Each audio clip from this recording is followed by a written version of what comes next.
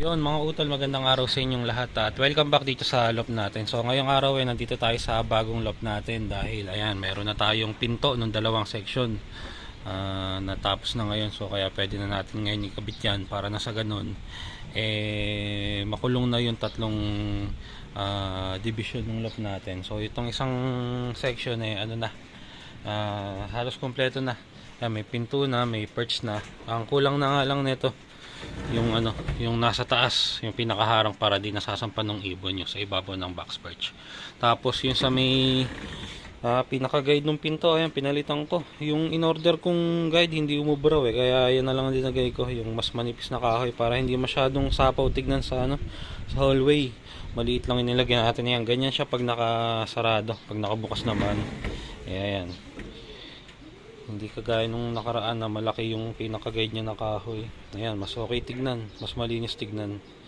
Ayan. So ngayon, yung ano pala, kahapon na ikabit ko na rin yung mga dowel ng divider. Ayan. So kompleto na yung divider. Ayan.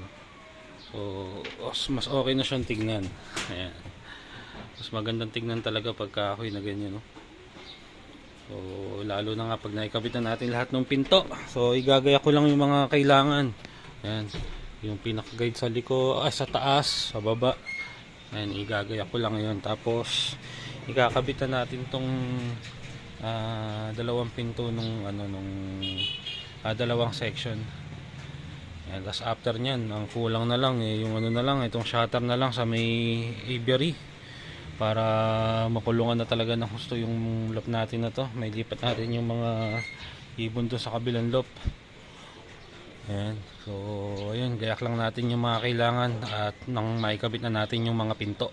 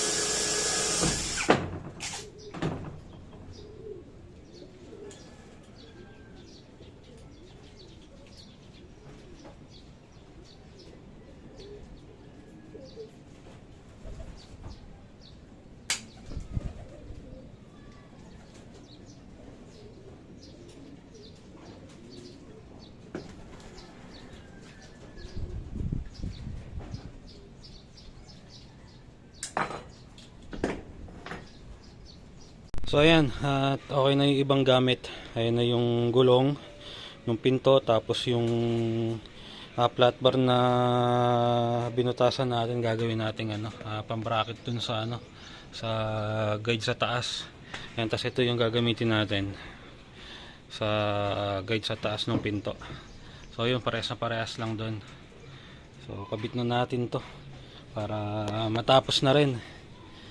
Ayan, yung iba yun pa, at mamaya na natin kukumpletuhin yung pang sa last section.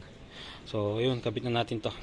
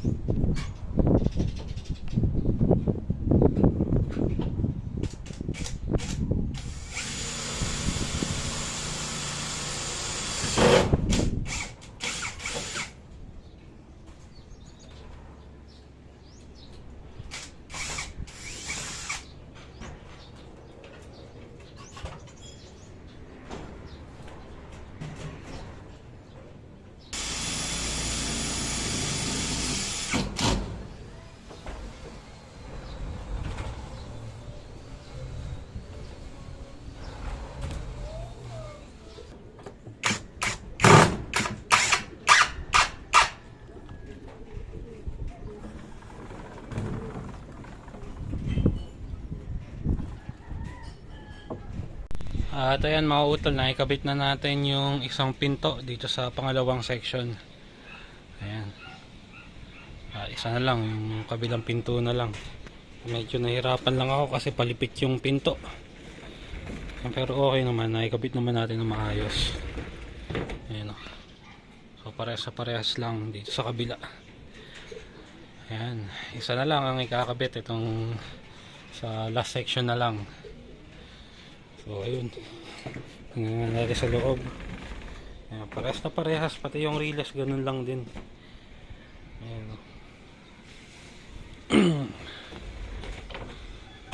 Ay, matama.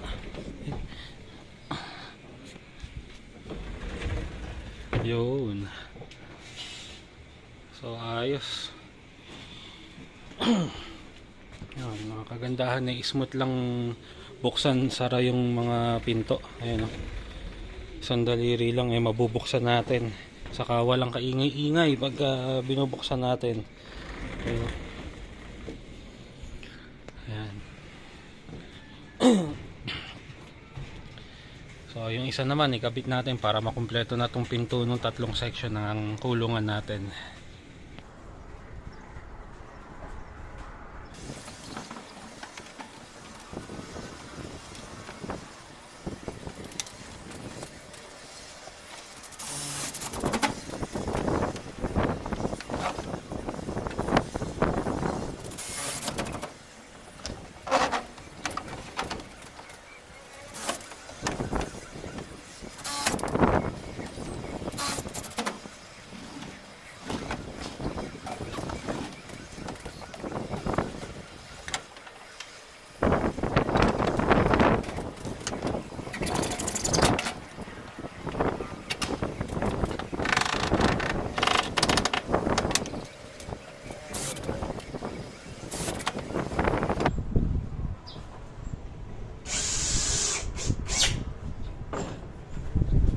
So ayan, at naikabit na natin lahat ng pinto dito sa loob. At ayan, mas okay nang tignan ngayon. So sarado na yung bawat kwarto ng loob natin. Ayun yung dalawang kinabit natin. Ayan, so okay na.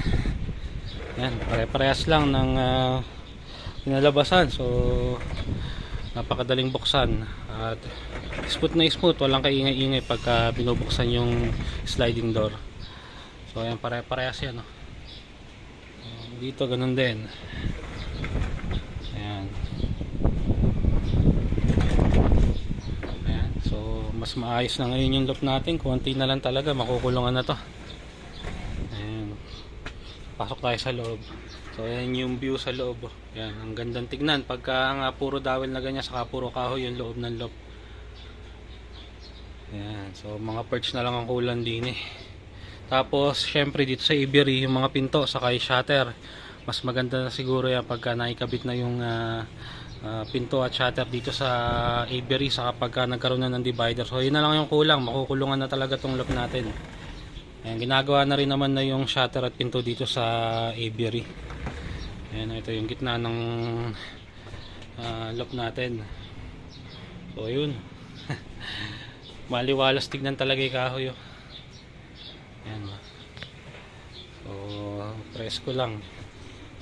Siguro mas magiging presko yung ibon natin din eh. Ayan.